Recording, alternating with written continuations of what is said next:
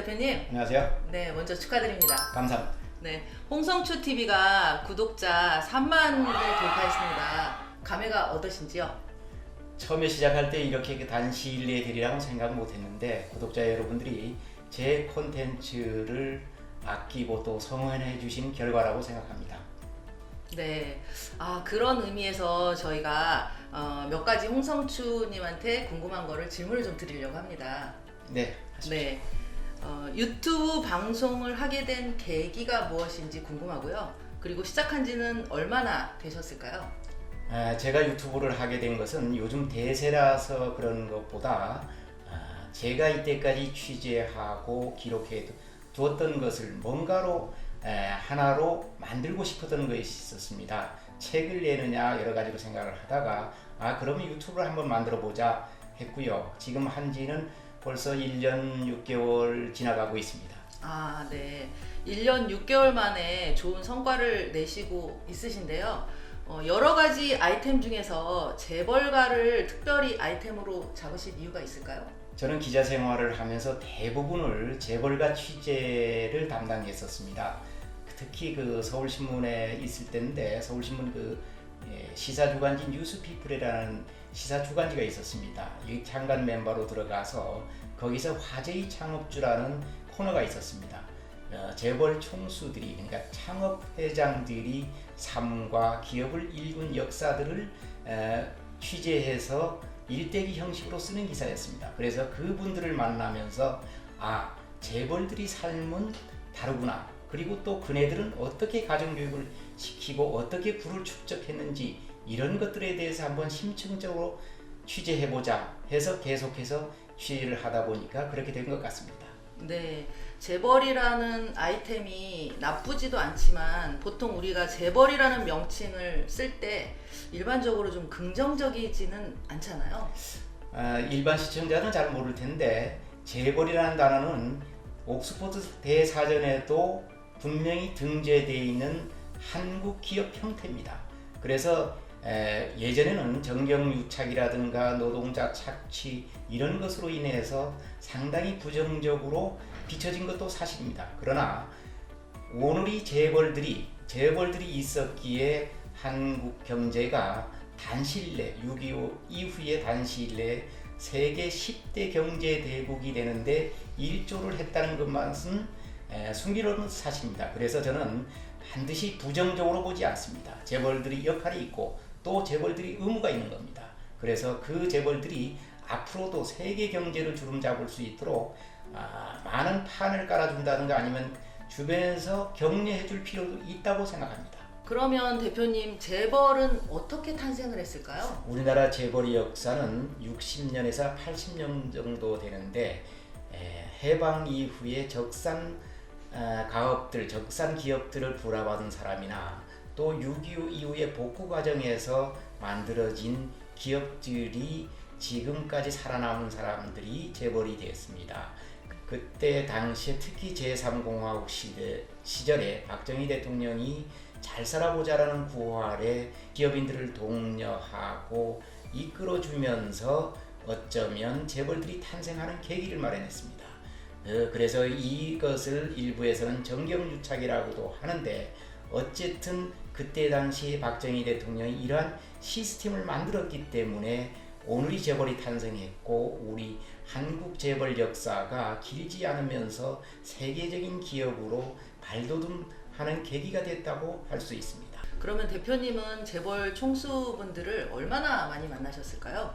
제가 만나보는 창업회장들은 90년대 살아계신 창업회장들은 대부분 만났고요. 그 전에 돌아가신 분들 예를 들어서 삼성의 이병철 회장이라든가 LG의 구인의 창업회장이라든가 쌍용의 김성곤 회장이라든가 이런 분들은 이미 돌아가셨기 때문에 만나지 못했습니다. 그러나 그 뒤에 계신 분들, 그러니까 90년대 생존해 계신 분들은 대부분 만났고 또 이세 회장도 많이 만났습니다. 굉장히 많은 분들을 만나셨는데요. 만나본 총수 중에 특히 기억에 남는 분이 계실까요? 재벌 총수들은 대부분 기억이 남는데 그 중에서는 성공한 사람도 기억이 남고 또는 흔한 얘기로 폭망한 총수들도 기억에 남습니다. 제일 기억에 남는 분이 현대그룹 정주영 회장입니다. 그분은 상당히 소탈했고 말도 절대 어려운 얘기를 쓰지 않았습니다. 그래서 그분이 기억에 남고요. 또 하나는 김우중 회장이 해안이나 이런 것도 상당히 기억에 남습니다. 그리고 신격표 회장이 신중함도 기억에 남고요. 그리고 이제는 망해버려서 이국 말리 씁쓸하게 돌아가신 한보의 정태수 회장도 기억에 남습니다. 그분은 늦게 사업을 시작해서 마지막에는 여러 가지 구설수에 오르다가 결국은 해외 도피했다가 사망하고 돌아왔는데 그분도 기억에 남고요. 또 하나는 한진의 조중훈 회장도 수송 외길을 걸은 그러한 차원에서 상당히 기업가 정신이 뛰어났고 기억에 남는다고 하겠습니다. 네, 보통 창업 회장님들은 다들 너무 대단하시잖아요. 네, 근데 2세, 3세 회장하고는 좀 어떻게 다를까요? 창업 회장들은 무에서 유를 창조한 사람입니다. 그러나 2세, 3세 회장은 이미 있는 것을 더 키우거나 몰락한 사람들이 2세, 3세입니다. 그러니까 창업 회장하고는 차원이 다르고요. 특히 3세 회장은 완전히 만들어진 사람입니다. 어렸을 때부터 잘 교육된 부모 밑에서 자라든가 해외 유학을 갔다 왔다든가 또 자기네끼리 만나는 사람들이 우리하고는 다른 사람들하고 만납니다. 그렇기 때문에 그 3세 회장은 다르고요. 1세 회장은 정말 그 1세 창업 회장들은 많은 학벌을 가진 사람도 별로 없습니다. 오직 몸과 희생정신 그리고 또 하나는 그 돈을 벌겠다는 그 강한 집념 이런 것을 가지고 사업을 해서 이룬 사람들입니다. 또 2세 회장은 약간 또 다른 게 창업 회장들이 사업을 하면서 어려웠던 것을 옆에서 보면서 자랐습니다. 그렇기 때문에 2세 회장은 또 3세 회장하고 다르다고 할 수 있습니다. 성공한 창업 회장은 다른 분들과 어떻게 다를까요? 창업 회장, 성공한 창업 회장은 저는 대부분 이병철 회장도 그런 얘기를 했었는데 최고 경영자는 세 가지가 있어야 된다고 했습니다. 첫째가 운입니다. 그리고 두 번째는 참으면서 기다릴 줄 알아야 됩니다.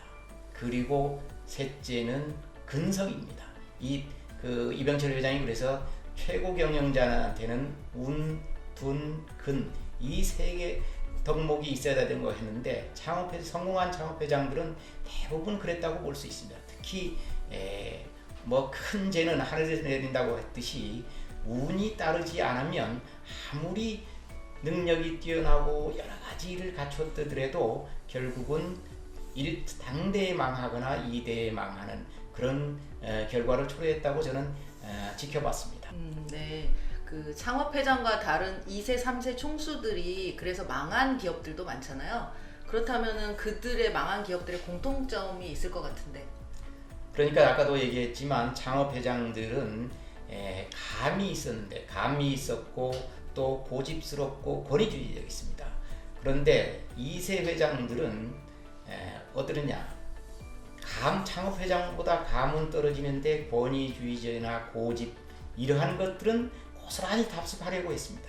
그래서 창업 회장보다 더 큰 회사를 만들어야지 하면서 욕심을 부리다가 IMF 때 30대 그룹 중에서 17개 기업이 망할 정도로 그때 한번 2세 경영인들이 부침이 있습니다. 그래서 그때 살아남은 기업들은 지금까지 잘 나가고 있고요. 그때 대부분 그러한 창업 회장들을 쫓아가려다가 다시 말해서 욕심을 내다가 대부분 그때 망한 기업들이 쌍용, 혜태, 아남 그리고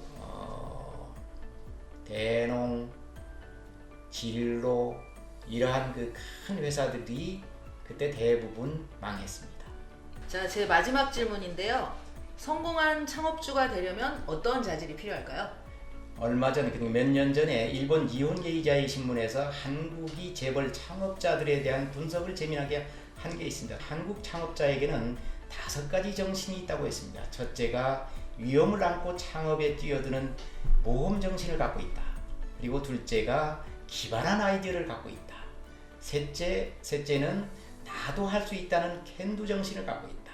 넷째는 위에서 결정해 아래로 지시하면 신속하게 업무를 처리하는 톱다운 일처리 시스템을 갖추고 있다. 다섯째는 앞서가는 기업을 따라잡으려는 캐치업 정신을 갖고 있다. 이게 일본지 혼게이아이 신문에서 우리 한국 재벌 총수 특히 창업자들이 이 DNA를 분석한 것입니다. 저는 이 DNA 분석을 저도 공감하는 바입니다. 바로 창업자들은 이러한 정신을 갖고 있었기 때문에 큰 그룹으로 성장시켰고 한국 경제의 기틀을 마련들었다라고 생각하고 있습니다. 아, 그렇군요. 홍성추 TV가 앞으로도 승승장구하시기를 기원드립니다, 대표님. 감사합니다. 그리고 저는 아직 모자라지만 그래도 한국 재벌가를 제대로 정리를 해보고 싶은 욕심 때문에 이 TV를 만들고 있고 앞으로도 이 콘텐츠는 그러한 한국 재벌의 역사 또 내지 나갈 방향을 제시하는 그런 쪽으로 중점적으로 만들어 볼 생각입니다. 구독자 여러분 그리고 시청자 여러분 많이 성원해 주시기 바랍니다. 감사합니다.